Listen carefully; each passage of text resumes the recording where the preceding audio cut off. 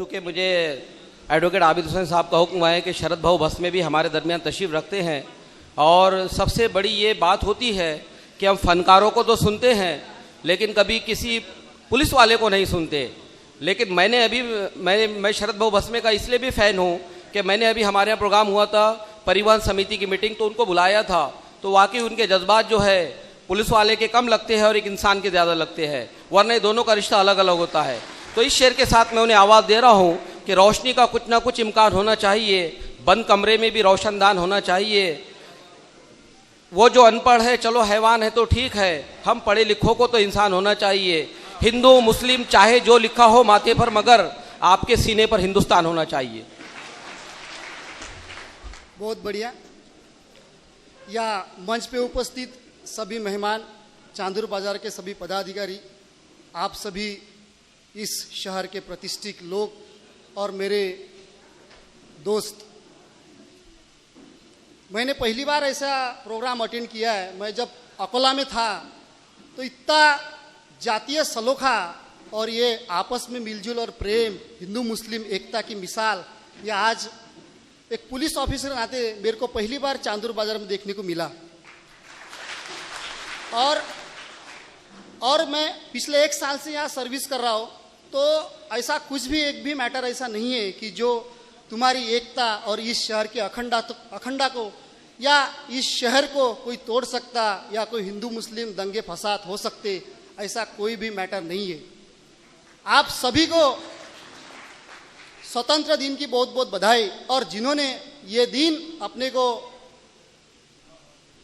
दिखाया है उन सभी ने अपना सब कुछ इस वतन के खातिर, इस देश के इस मिट्टी के खातिर सब कुछ न्योछावर कर दिया। उन सभी को भी मैं नमन करता।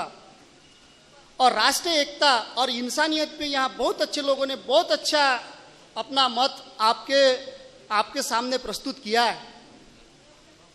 अभी 5-6 दिन पहले जब अपने महाराष्ट्र में उतनी बड़ी बाढ़ आ गई, तभी कोई मुस्लिम भाइयों ने ईद भी जो कुर्बानी रहती, उसके जो पैसे रहते वो भी उन बाढ़ पीड़ितों के लोगों के लिए दिए।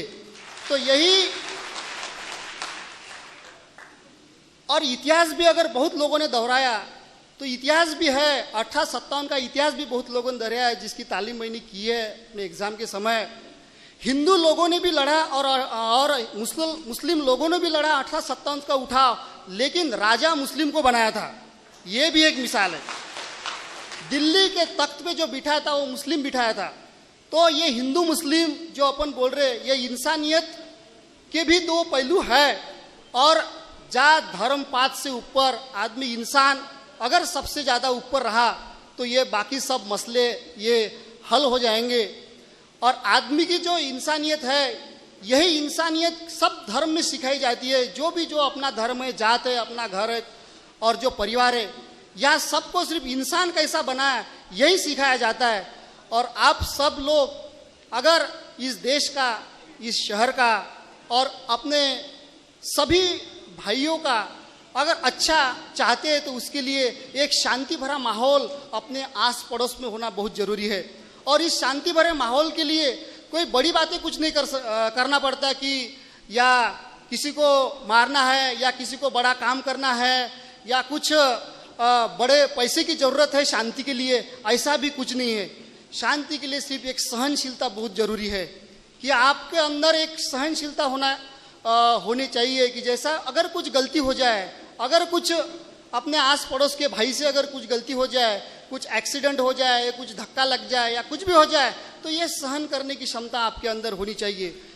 कोई भी छोटा मोटा मैटर पुलिस स्टेशन तक लेके आना और उसको ग्लैमर देना और उसको बढ़ाना और उसके बाद होने वाले प्रसाद और आपस के मन में जो मतभेद बाद में अपने पीढ़ी के लिए बहुत से लोगों को ऐसे लगता कि पुलिस स्टेशन में गया तो अपना मैटर सॉल्व हो जाएगा।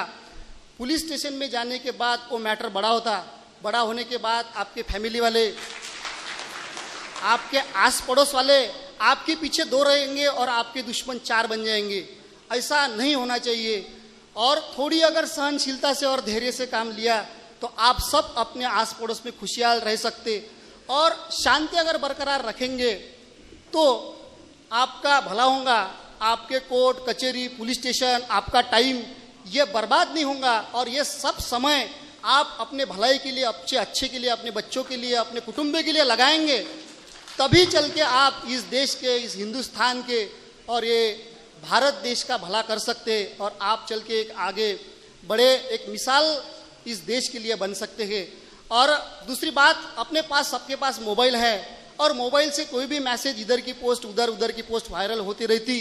कोई राजस्थान से कोई राजपूत हिंदू को भेज देता, वो इधर वायरल कर देता। ये ऐसे जो पोस्ट है जो जिससे अपने देश का अपने कौम का या अपना नाम खराब हो, अपने शहर में इसके वजह से मतभेद निर्माण हो, या अपने दोस्तों में मैंने बहुत बार देखा है अपने ग्रुप में कोई हिंदू दोस्त रहते तो उसमें एक आधी पोस्ट शेयर की जाती, कोई मुस्लिम रहते उनको दिल को लगने वाली पोस्ट शेयर की जाती। वो मत करे, उसको डिलीट करे। अगर गलती से किसी को जाती है तो उसको समझा के बताए कि भाई मेरा ऐसा कोई इंटेंशन नहीं था, मैंने बराबर पढ़ा नहीं, वो आपको मैंने भेज दिया, कृपया मुझे माफ करे। ऐसा अगर बोल दिया तो उसके मन में जो गुस्सा रहता, जो भी उसको जहन को चोट पहुंचती, वो सब निकल जाती और वो आगे को किसी को बताता नहीं।